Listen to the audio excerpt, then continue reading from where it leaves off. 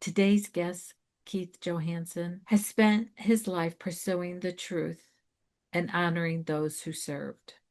A machinist engineer by trade, Keith is also a passionate advocate for POWs and MIAs, working through the organization Rolling Thunder to make sure that their stories are not forgotten. He's here to share the story of misinformation, perseverance, and a long overdue homecoming. So let's welcome Keith today to Life Mosaic. Welcome to Life Mosaic. Hi, I'm Weezy, and I love to share stories that connect the generations, weaving together the threads of life into a beautiful and lasting legacy. This is a space where every moment and memory matters, embracing the joy, the challenges, and everything in between that shapes who we are. Join me as I uncover and celebrate the living legacy that transcends time and space, creating the mosaic of life, one story at a time. Hey, everybody, welcome back to another episode of Life Mosaic, and I am so excited about today's guest. Hey, Keith, how are you doing today? And thank you for coming and sharing your stories with us. Well, I'm absolutely marvelous, and it's great to be here because I want to share this story. Everybody needs to know it. Yes, they do. But before we get into the story, tell us just a little bit about yourself. You're a retired veteran. So just give us a quick little bio of Keith and what makes Keith such a unique individual. Well, I've worked my whole life. I started working in a machine shop when I was 13 years old. My father's machine shop, of Oh, course. okay. And but that was back in the time of Vietnam. So when I turned 18, I was invited, and You got the big I, invitation in the I mail? got the invitation, and I decided to join the Navy. And I joined the Navy as a gunner's mate. But when they got a hold of me, they told me I was an electronic genius, so they taught me electronics. Okay, and Okay. yeah, but my career with the Navy was cut short. I had an accident, really messed up an arm, and they Mm. said, "We're sorry, but you're going to have to go home." And that was that.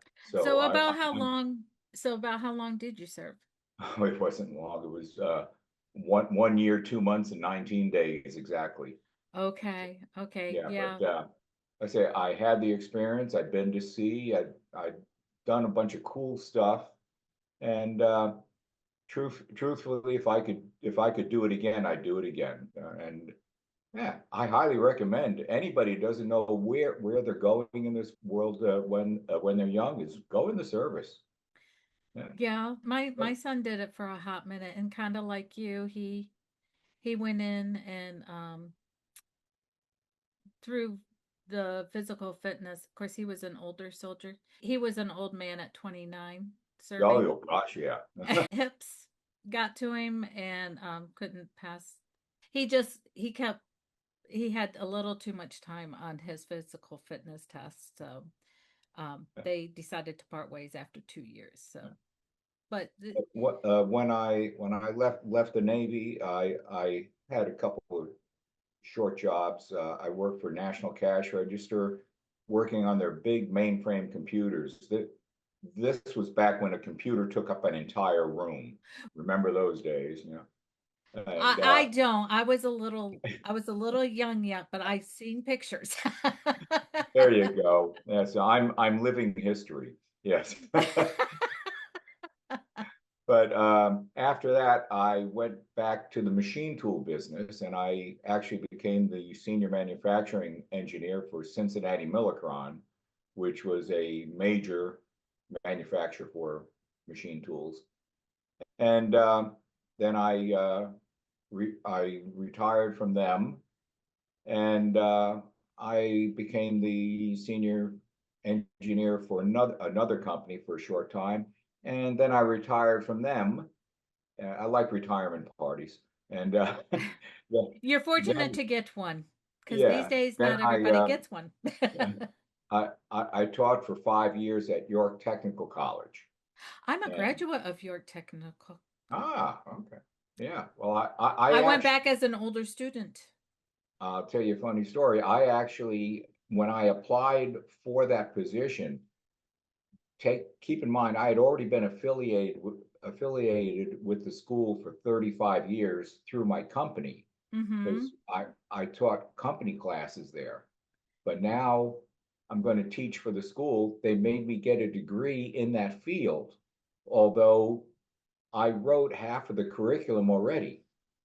So yeah, I've been affiliated with York Tech for 40 years, and it's a great school. So I've seen it grow from a little tiny thing to what it is now. It's fantastic.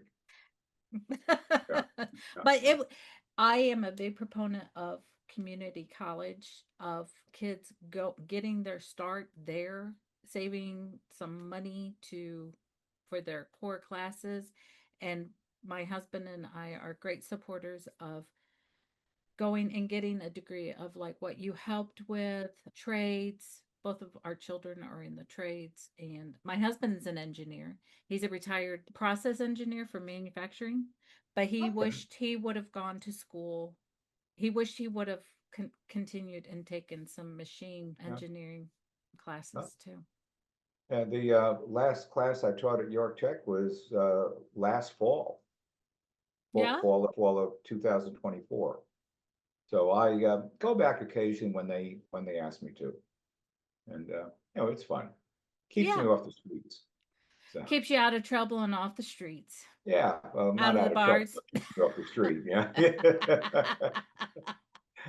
Uh, so anyways, there is something that we have in common, and that's why I call this Life Mosaic, this podcast, because it people have such different um things in life, and we're not just in one stream. We have different things that we do, and just it makes life, taking all those little tiles of life and putting them together makes us interesting. Yeah. Um, so you like to tell stories about things and people of are they in history, or are they all military Well, stories? I have two major ones, and they are both military. Mm-hmm. Uh, I'm working on another project now, which is a patriotic type project, but yeah, let's say it's military. But Yeah. I try to focus on people or events that have been forgotten or nobody knows the whole story. Remember the old saying, now you know the rest of the story? Yeah. Yes. Okay. Mm-hmm. That's the stories I tell. Yeah. Well, so cool, so cool. So today, you and I agreed ahead of time. We chose a story, and we are going to go back to the tomb of the unknown soldier. That's And great. you said that the mystery has been solved. So you want to share the story with us? Yeah. Yeah. Well, let me tell you how I found out about it. And Okay. I'm going to tell you the story about the Vietnam veteran that was erroneously buried at the tomb of the unknown soldier. Okay, just because somebody followed the book to the letter and didn't use any common sense. Mm. And there's an old saying in industry: if you want to bring a company to its knees, follow their operating manual without any common sense implied. Okay, and you will bankrupt the company. Well, that's basically what happened here. But how I heard about this story was I'm chairman of the board of Rolling Thunder in South Carolina for Chapter One, and I've been a member for many years. And I went to a Okay, I'm going to stop you right there. I have an idea of what Rolling Thunder is. What is Rolling Thunder? okay, Rolling Thunder is a group of people, and a large portion of us are Vietnam era veterans. But our major function is to educate the public about the plight of POWs and MIAs, prisoners of war missing in action. And that's what we do. Okay. Okay. So we, for many years, for 32 years, held the ride in Washington, D.C. on Memorial Day Sunday. And we started off, the first ride had 2,000 motorcycles. The 32nd ride had 1.2 million motorcycles. So Mm, we would gather at the Pentagon parking lot, and we would drive through Washington for about 20 minutes, just as a protest to bring the message to the public that the MIAs, POWs were forgotten during Vietnam. yeah. Okay, and we had many left behind.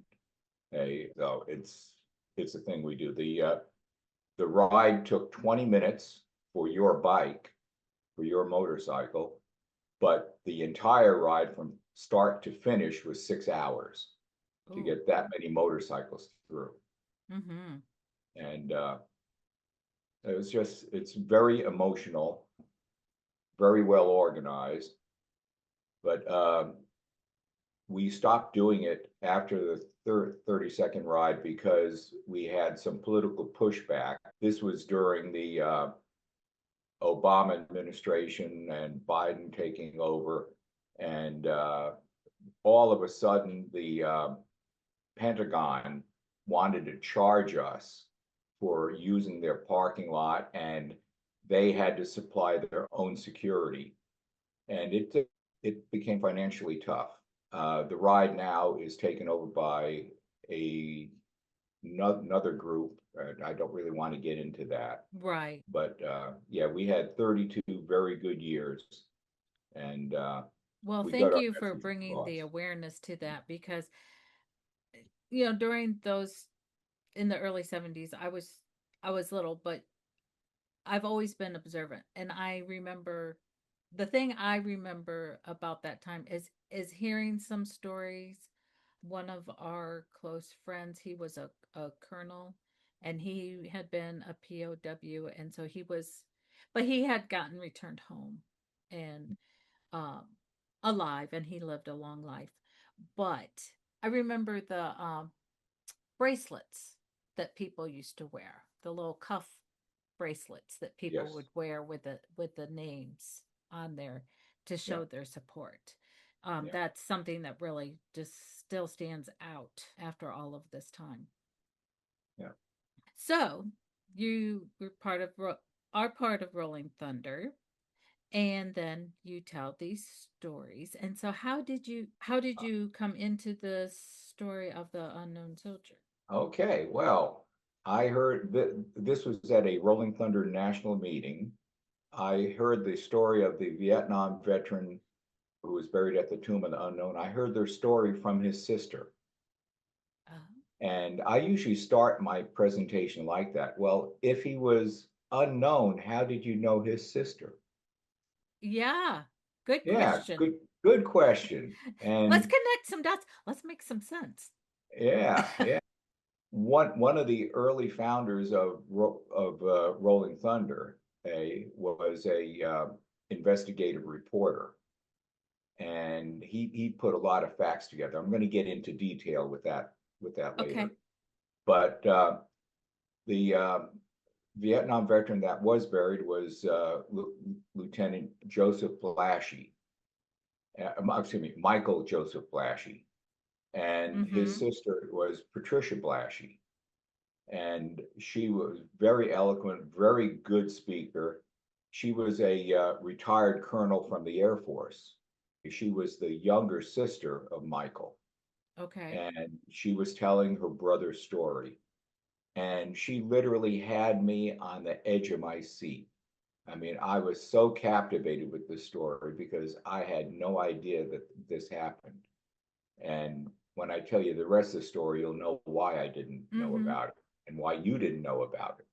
And a lot of people out there didn't know about it, believe me. Well, a lot of people, I mean, it could be, some people might view it. True crime is, hot these days. So Yeah, fill us in, give us the details.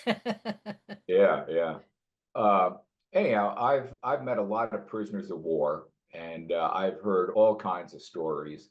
there's some very sad stories, torture and beatings, and then there's some interesting stories that are almost lighthearted about being a prisoner of war. I'll tell you my favorite one because it's a lighthearted story. There was a Hispanic gentleman named Joseph Hudson. I met him at a national rally, and he he was part of a group of 33 soldiers in Afghanistan, and 7 of them became captors, and Taliban took them to a town and told the mayor of the town that he had to keep these 7 prisoners for him. Now, the mayor and the town didn't want anything to do with it. So when the Taliban left, the mayor told his son, who spoke English, to go tell the soldiers, the prisoners, that there's a white van outside, and to hop in the van because the Marines are on the other side of town. Just go over there, get out of here. The prisoners are there saying, this is just a ploy. They're going to shoot us for escaping. So they talked the mayor's son into going over to the Marines and telling the Marines that, hey, there's 7 guys on the other side of town, go get them. Well, the Marines, being smart, figured, well, this is going to be an ambush. Okay. But God bless the Marine Corps. They went anyhow. Okay. Yay! Just a bunch of brave guys. They went and got them and brought them to the other side of town and brought them home. But the funny part of the story, I was talking with Joseph, and he had a nickname of Gump. And I said, Joseph, how does a Hispanic get a nickname like Gump? And he says, well, when they captured me, I'd been shot in the buttocks. I'm going, And how's there, this going to come back to Forrest Gump? That was perfect. Lieutenant so, Dan. so that's a good story, That is a good I, story. yeah, the other ones are just too tough. We don't have time to go into all those. Mm-hmm. Yeah, but that's Joseph. I enjoyed him. Yeah, yeah. So so to get back to our Tomb of the Unknown Soldier, you were listening to Patricia's story about her brother, Michael. Yeah. And so are we at the point we want to share the story? Yeah, let's talk about this because this is the whole point of this thing. Okay, so Lieutenant Michael Joseph Blashy was shot down in at the Battle of An Loc, which was a tremendous battle in Vietnam, one of the biggest, and it was on May 11th, 1972. So he was flying a A-37 Dragonfly, which was the predecessor of the A-10. It was a ground support fighter, and he had a wingman, and the wingman saw Michael get shot down. Michael came in, he went inverted and landed right on his canopy, and immediately died from that. Mm. But we knew exactly where he was. We knew exactly who he was. And we had all those details. But because of the battle, they couldn't go get him right away. And it was just assumed he was dead. Yeah. But anyhow, his body was recovered a couple months later. And they found 6 bones. Okay, the animals had come and Mm. eaten him. Actually, Oof. I hate to say that, but It's the truth. there were 6 bones. There was his holster. There was his ID card. They had his survival equipment. Now, in the military or Air Force specifically, each pilot is given survival equipment, of course, and they're all serial numbered. So we had the survival equipment with the serial numbers identifying it as belonging to Michael Joseph Blashy. That's pretty darn good conclusive Yeah. conclusive. But considering also there were no other airplanes down in that area, it really narrowed it down. Okay, it had to be him. Okay, so what happened now? The the bones were taken back. All the equipment was taken back and sent to several identification stations, eventually Hawaii. And there was a doctor who had the job of identifying the remains conclusively. Now, this is before DNA. Okay, so he had to go by a anthropological formula.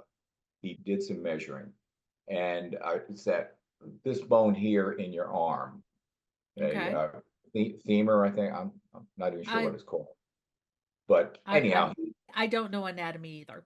yeah, that yeah. My nickname's Doctor J, but I'm only a doctor on the internet, so don't worry about it. But anyhow, the doctor he did measurements for the bones, and he came up with a conclusion that it couldn't have been Michael. And the reason was that when he did the measurements, okay, he assumed that the person was going to be between 26 and 33 years old. Michael was 24. So he was off by 2 years. Okay. Also, he estimated his height and he was off by half an inch. So now, remember, following the book to the letter, okay, without using common Mm-hmm. sense, although he Mm-hmm. knew that all this other information was there, all the evidence, he says, well, this can't possibly This be him. doesn't fit in the box. Yes, that was it. Can't You think know, outside of the box, God forbid. yeah. And that started it all right there. So now they took all of the evidence and they put it over here, and they took his bones and they put them over there. Okay. And then because the doctor said it couldn't be Michael Joseph Blashy, he was then given an identifying number as being X26. So he So went from a they took person him to a number, to a number. Mm-hmm. to a number, and the unknowns were given those numbers. That's where it started. Okay, so now I've got a lot of documents. If I had my presentation, you could see it. So I'm Mm-hmm. over all those details. But there were documents saying, okay, we're separating this, and then they're saying that, okay, we want to make sure that we don't get any confusion. So with the bones were some documents with Michael Joseph Blashy's name on it. So there was an order sent out that all those documents would go over to the files with all the other evidence. So now they've taken all of that away, and now the bones are X26, and that's it. Okay, so that's where it really separated, and that's what Pat called Pat. Pat is Michael's sister. Pat, that the smoking gun. Okay, it Mm-hmm. was proof that they really separated this, and it was just I don't know, what do you call it, bureaucratic nonsense. That's one way to put it. That's kind of the nice way to put it. Yeah, yeah, I'm yeah. thinking something else in my mind, but we'll go with your version. Yeah, yeah, yeah. It's a PG show. Yeah, yeah. Yeah. Anyhow, let me tell you how soldiers, the unknown soldiers are chosen. Back in the first unknown, there was a sergeant who was given the task of placing four or a bouquet of roses on one of four caskets. And these were the unknown from World War I. And he walked around the casket several times, and finally put the white roses on one casket, and that person became the unknown. And at the tomb of the unknown at that time, they only expected only one person to be at the tomb, because with the Great War, they called it, because they didn't know it was World War One at that time. The Okay. Great War, there could never be another war. Oh, So yeah. they made this nice tomb for it, and it was all taken care of very well. But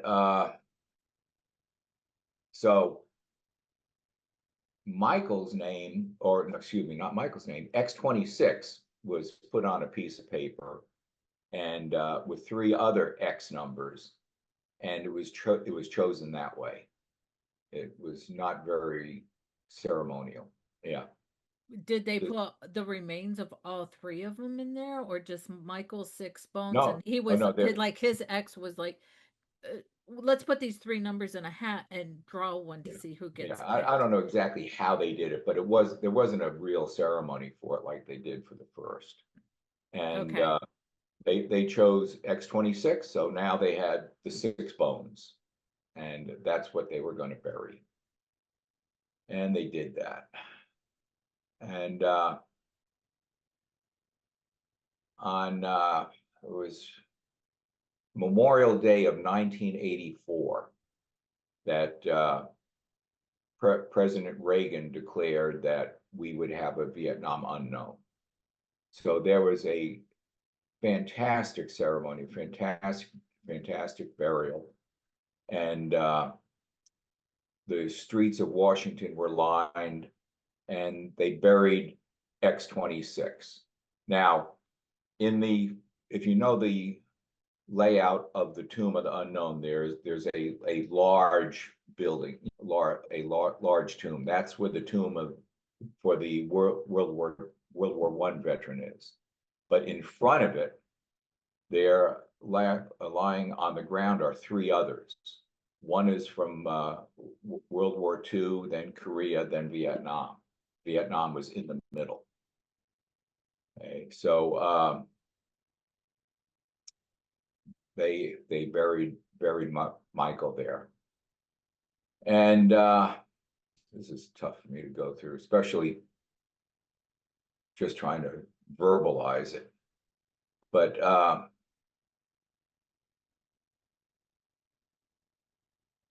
going to cut to the chase here.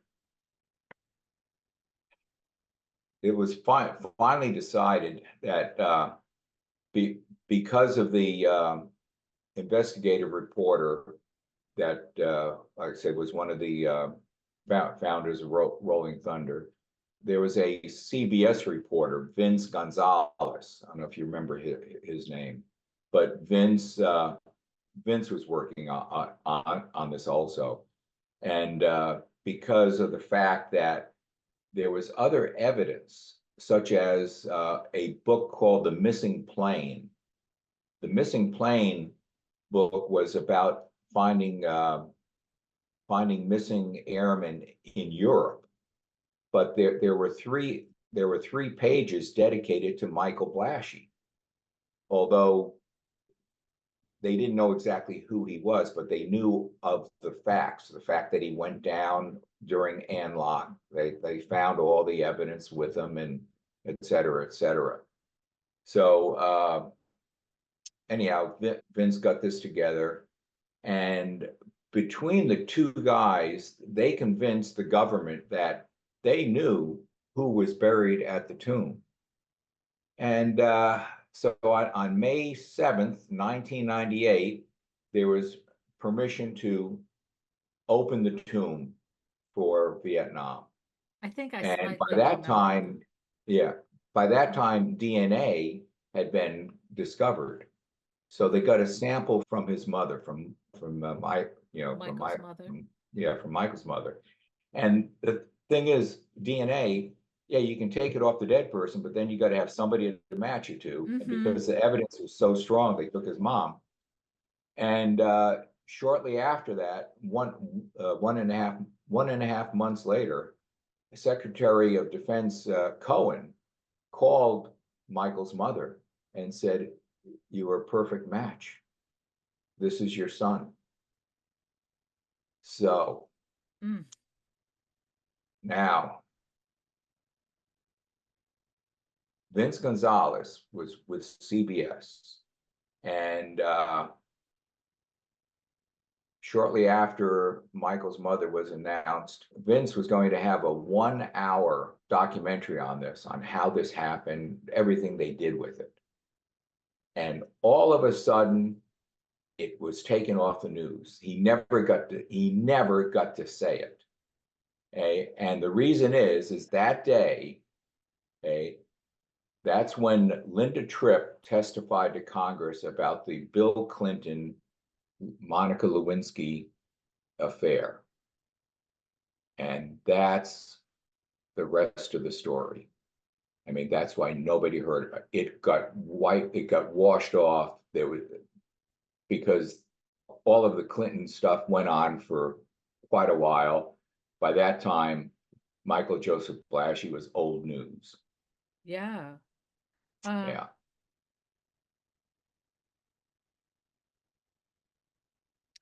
I'm just looking at I'm tracking with you through my notes here. So with that little segment, I actually with right where you're at, my question that I wrote down in my notes is do you think we're still missing stories like that today because of Oh, the because uh, I mean, and today we're just so distracted that the it just flashes and gets lost. with the political culture the way it is, they came up with that term, you can be canceled. Yeah. Yeah, there's a lot of canceling that goes on. I'm sure there is. Okay. And it's just which media has the most power or the most listeners or the most gullible people that are going to believe everything they say. Yeah, I believe there's a lot of stories out there. Okay. And this folds right into because as you know, I work not only do I encourage people to tell life stories, but I love people like you who have the truth of history. I think it even if it just is a blip on YouTube, a short video or something like that of retelling these stories, there is a way of the truth coming out. I don't know if you're familiar with some of the guys who tell historical stories on YouTube. They're quite colorful and stuff like that. My son has introduced me to the Fat Electrician. Have you ever watched any of his things on YouTube? He Yeah, he I watch a lot of YouTube. You get a lot of truth on YouTube. Yeah. And but I love the Fat Electrician. I mean, he's fast, he's quick, and he talks about these unsung heroes that the Yeah, probably that the military would like going, oh my gosh, I can't believe but we yeah. have to let him go. And I kind of have a heart for those that personality type. But anyway, I just want to, it's so great for you taking the time to bring Michael's story to light. And I just think it's wonderful, and I'm not wrapping up, but I just want to say thank you at this point for being here today and sharing with my audience this story and uh, shining a spotlight onto to Michael and his family of Well, what happened. I appreciate that. I'm going to do a little advertising here. I give this presentation. It's an hour-long presentation. It's Yeah. PowerPoint with all the documents that I talked about, and I'll give it to any organization.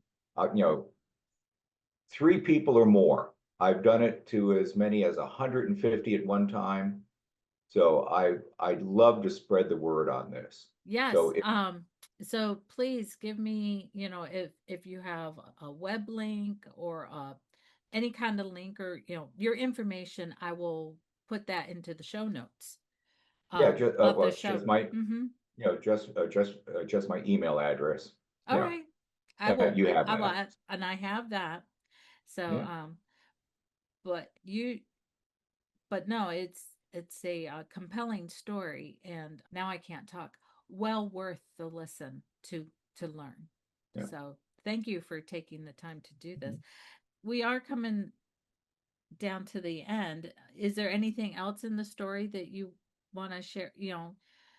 Share about this. What happened Oh, after they tell her his mother, and there's going to be this big news story, and it's pulled? Was there anything past that? You froze. one is Michael is now resting at the Jefferson Barracks in St. Louis. There's a cemetery there. Okay. So that's near his family home. So Okay. there is nobody in the tomb of the unknown for Vietnam. Okay, we still have the one for Korea and the one for World War II and World War One. There will never be another unknown because all military personnel get DNA tests. Okay? So they're going to know who that they are. So on the tomb of the Vietnam veteran from the Vietnam unknown, it now states honoring and keeping faith with America's missing servicemen, 1958 to 1975. And that's going to be supposedly the end of unknowns. The other thing, remember I told you about all of the evidence, the survival equipment, the pistol Mm-hmm. holster, Mm-hmm. okay, all of that stuff. I have a picture of all of it. I have actually touched that stuff. And I asked Patricia Blashy, I said, Patricia, how did you get all this stuff? It was supposedly missing, it was gone. And here's the real clincher. And my jaw dropped. She said, when they opened the coffin, it was in the coffin with Michael's remains. Okay, Yeah, so my jaw just dropped yes, because in the beginning of the story, you say he became a number and all the other things were sent away. yes. So But now, but now it's was encased in the tomb with him. So they now, knew, don't know if they knew, or they but were just going by orders, but his stuff was in the tomb with him. yeah, is two theories you could have. Somebody knew about it and had a conscience and put the equipment where it belonged with Michael. Or the other one, the other conspiracy theory was whoever knew needed to hide it, so he hid it where nobody would ever Find would it. be buried forever. You can make up your own conspiracy theory, but now you really know the rest of the story. Whew. Yeah, yeah. When Pat told me that, I said, "Oh my goodness," because Pat and I have not a close relationship, but we communicate back and forth, and she Mm-hmm. knows I'm telling Michael's story, and I have the family blessing to do this, so it's Yeah. good. Yeah. Does does talking about Pat, just if somebody wanted to do a little more research, I know we're talking about you and you telling the story, but if they wanted to look up Pat, does she have a place where she shares different things, or where you could Okay. find information on her? Yes, I do. Okay. If you go, it's not only on her. She tells the whole story on YouTube. Okay. Okay. And she tells it pretty much the way I heard it the first time. And it's a long YouTube. The first 10 minutes have nothing to do with Michael. It's she's giving the speech to a group of people she knows. But if you skip the first 10 minutes and then she'll be right there with Michael. And it's on YouTube, and YouTube has this really long address. The thing to do is get on Well, YouTube. yeah, I usually just go in there and I could copy and paste the link into Yeah. the show notes. Okay, I could send that to you, but quickly, just search YouTube for Michael Blash as told by Colonel Patricia Blashy. Yeah. You've spent a lifetime gathering wisdom, but what's stopping you from sharing it? Maybe you're worried it won't come out right. Maybe you think your story isn't important enough, or you're unsure of where to begin. But here's the truth, your story matters. It's the thread that ties the generations together. It's the lessons that will inspire your family long after you're gone. One of my favorite techniques is to use video. After all, seeing is believing, right? I know getting in front of the camera can be intimidating. Believe me, I've been there. I coach and I interview businesses all the time, and I see the same nerves on their face every single time. You don't have to face it alone. With a little guidance, sharing your story can feel as natural as talking to an old friend.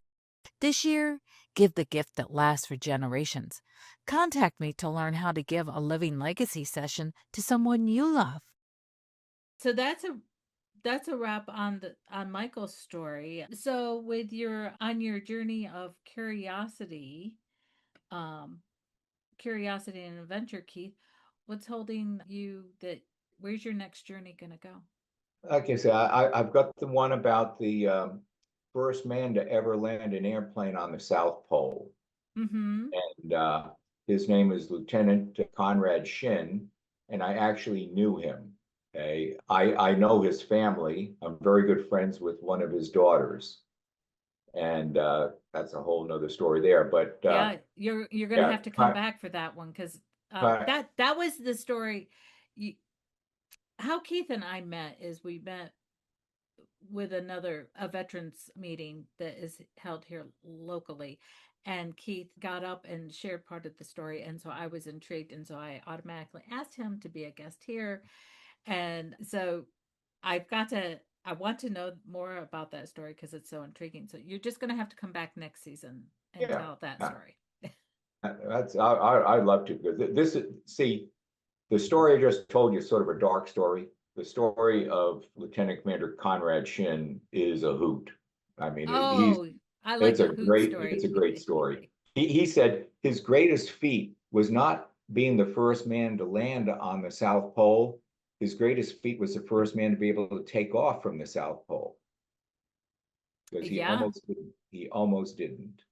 And And I'm he going to ask a quick question there. Is it because of the temperatures? He's in a temperature was minus 80 degrees that day, and at the South Pole, you're at 10,000 feet above sea level. Now, that's the oh. magic number where airlines want you to go to oxygen. Okay, so now you've got thin air, it's extremely cold, and he's got a propeller-driven airplane. And Oh, it, you just he set up had, a nice mystery hook there to get people to come back and hear that story. yeah, and I can describe to you in great detail how he took off, how it was, and it's another seat of your pants type flying. It was great, You're but just gonna you're yeah just gonna have to he come back and died. share it. He died this past May 15th. And I wasn't there the moment he died, but I was there a day or two before. And Hmm. he was a friend. He was a friend. He was a hell of a guy. So Oh, at 102, he was a World War II hero, first man to land an airplane on the South Pole, and did a bunch of other stuff. It's well, fantastic. I can't wait to hear. I just Yeah. can't wait to hear this. But yeah, because of time, Yeah. we can't go into it today, but we'll stay tuned because we will have part two of Keith coming to Yeah. us. Keith, our time is coming to an end, but I just want to thank you for sharing this truth with us about the tomb of the unknown soldier and sharing about, how your time in the service. Thank you for your time in the service and just the what you give back to our country in memory, keeping recognition to the soldiers who can be forgotten. And so I just, from the bottom of my heart, thank you. Thank you Oh, very much you're for quite welcome, and thank you for giving me the time because, like I say, this is cool stuff. it is very cool stuff. And hey, you know what? I would love it if you would go ahead and follow me on other social platforms, Facebook, Instagram, YouTube, where all the cool kids hang out. So go ahead and look down in the show notes. while you're there exploring about our interesting guest, and you can click on and join me on all of these social platforms and hit subscribe, like, follow, whatever it is that you need to do on those platforms. And please, best of all, follow me here on Podbean or your favorite podcast platform, Apple, Spotify, Amazon. I'm on them all. Go ahead and hit the subscribe button so you never miss an episode of Life Mosaic. Have a great day, everybody. Bye.